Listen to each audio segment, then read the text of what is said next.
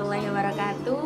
Halo teman-teman, kembali lagi bersama saya di channel YouTube saya, Syarifatul Hilmia. Oke, seperti biasanya saya kembali akan menjelaskan sebuah materi gitu ya. Di sini kembali saya akan menjelaskan dalam video ini. Baik, pantengin terus video saya ya. Nah, di sini teman-teman kita tahu kan bahwa saat ini itu apapun itu serba online gitu. Dari belanja online, bayar Gojek online, atau apapun itu online, bahkan tugas pun online. Nah, itu tuh merupakan dampak dari zaman yang terus berkembang.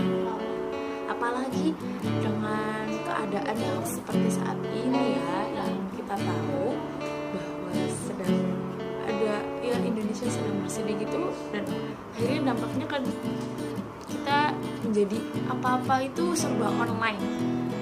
Itu pun tidak hanya dalam bidang teknologi aja loh, dalam bidang pendidikan pun ikut berkembang juga, baik itu dalam kurikulumnya atau metode pembelajarannya maupun alat-alat atau bahan yang digunakan dalam proses pendidikan.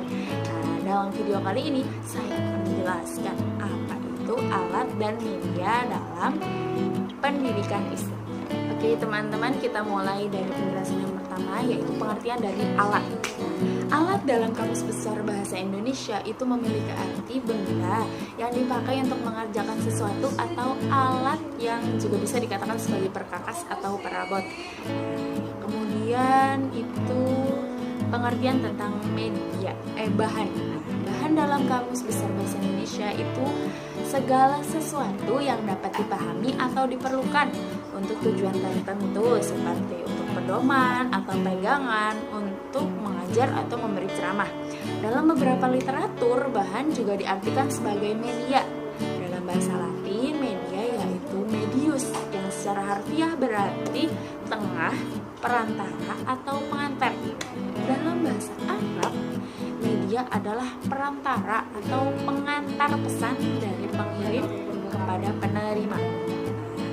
Menurut Jejno, media adalah berbagai jenis komponen dalam lingkungan siswa yang dapat merangsangnya untuk belajar.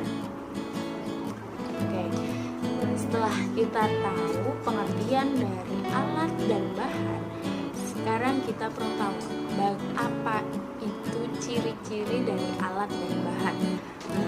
Menurut Gerlach dan Ellie itu, jadi mereka menggolongkannya menjadi 3 ya, ciri-ciri dari alat dan bahan. Yang pertama yaitu fiksatif. Ciri fiksatif yaitu ciri ini itu menggambarkan kemampuan media untuk merekam, menyimpan, melestarikan, dan merekonstruksi suatu peristiwa atau objek. Nah, yang kedua yaitu ciri manipulatif. Nah, ciri manipulatif yaitu transformasi kejadian atau objek dan mungkin dimungkinkan karena media memiliki ciri manipulatif. Kejadian yang memakan waktu berhari-hari dapat disajikan kepada siswa dalam waktu 2-3 menit dengan teknik pengambilan gambar atau time lapse recording ya. Kemudian ciri yang ketiga yaitu ciri distributif.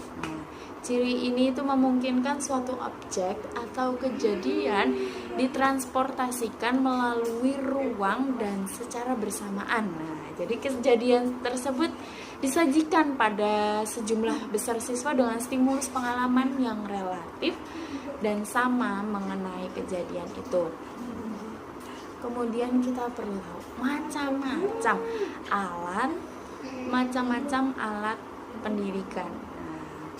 Yang pertama yaitu media. Jadi di sini macam-macamnya itu dibagi menjadi 2, yaitu media alat pendidikan yang bersifat benda dan alat dan bahan yang tidak benda.